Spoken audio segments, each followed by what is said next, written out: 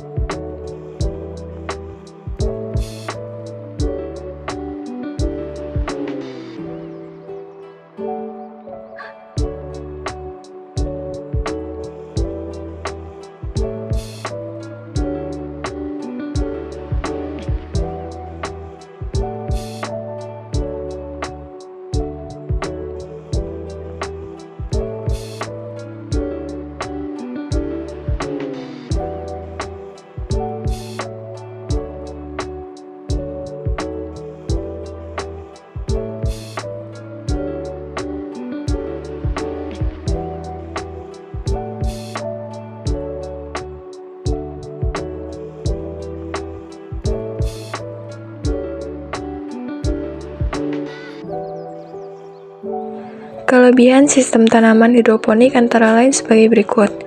Perawatan lebih praktis dan gangguan hama lebih terkontrol. Produksi tanaman lebih tinggi dibandingkan dengan menggunakan media tanah biasa. Tanaman hidroponik dapat tumbuh lebih pesat dengan keadaan tidak kotor dan tidak rusak. Pemakaian pupuk lebih hemat. Beberapa jenis tanaman bisa dibudidayakan di luar musim, dan bila ada tanaman yang mati dapat langsung diganti dengan mudah dengan tanaman baru. Dalam praktikum ini, kami menggunakan tanaman cabai yang merupakan tanaman semusim.